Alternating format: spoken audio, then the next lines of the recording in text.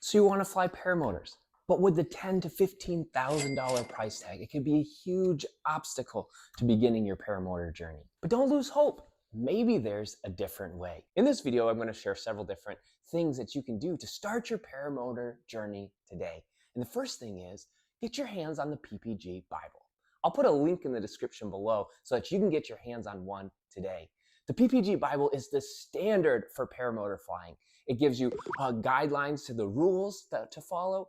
It allows you to learn how to determine the weather. You know, one thing that I didn't realize is that flying paramotors, you essentially become the weatherman. And it takes a while to be able to learn all of the different ins and outs of the weather.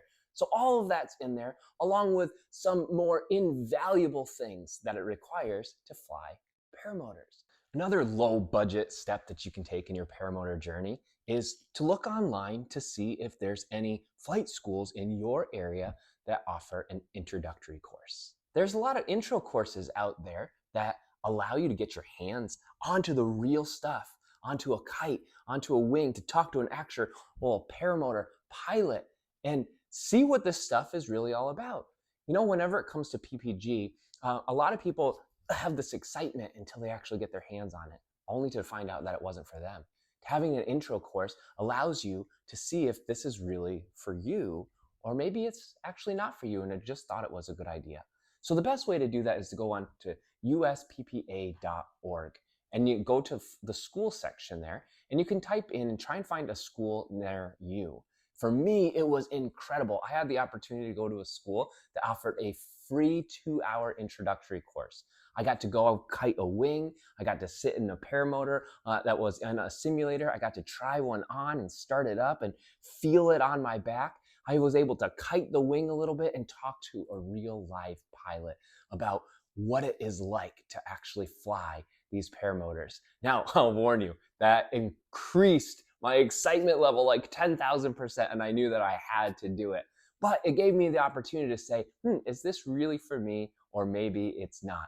So check it out. See if there's any schools near you that are offering an introductory course. Even if it's not free, a lot of times they're between $100 to $200, and they still give you the same experience, which is a whole lot better than paying thousands of dollars to get into something that you only find out later that you really didn't want to do, or that really wasn't for you. Another thing to do is join a Facebook group. Connect with other pilots that are in your area. You know, just being around other paramotor pilots that fly, that's motivating, it's encouraging. You get to ask questions and be around other pilots, experience their day-to-day life as a paramotor pilot, watch them, learn from them.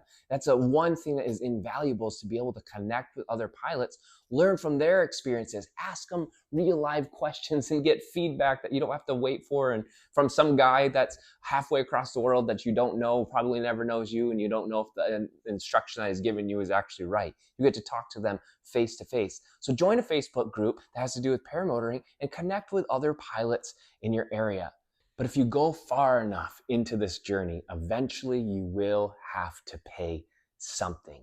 Finances were a huge hurdle for me, so I had to get creative. You know, when I was growing up, I had an uncle, and more than anything, he wanted to own a Harley Davidson motorcycle. And so he did this thing called the PB&J diet, where every day that he would go to work, he would make a peanut butter and jelly sandwich instead of going out to eat or spending money on all of these other things. And the money that he saved by eating these peanut butter and jelly sandwiches, he stowed away so that he could have his Harley Davidson motorcycle. Now, I'm not saying that you should go and make yourself limited to only eating peanut butter and jelly until you have enough money to pay for this.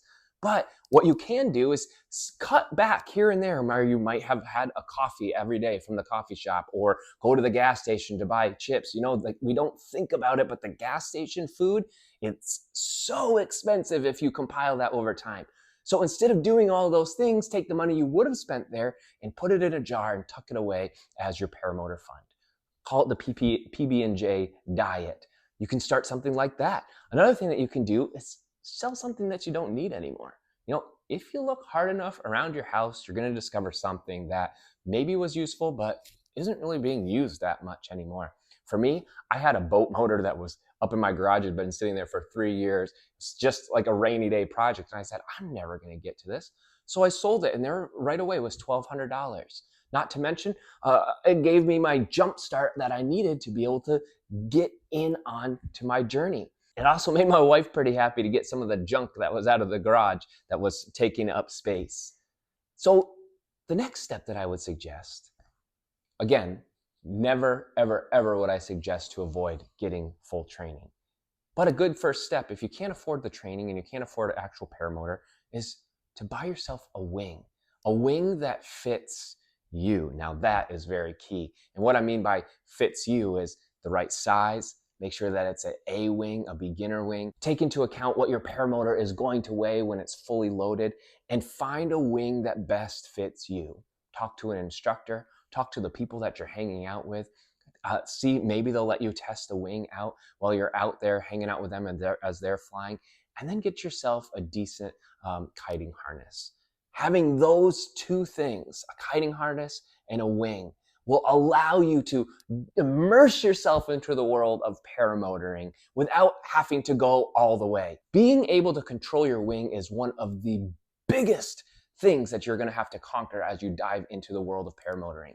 You need to be able to kite it to take off, which are, again, one of the hardest things that pilots say that they had to overcome when they were starting. A lot of people might think, well, I think the landing was the hardest, but it's actually the takeoff.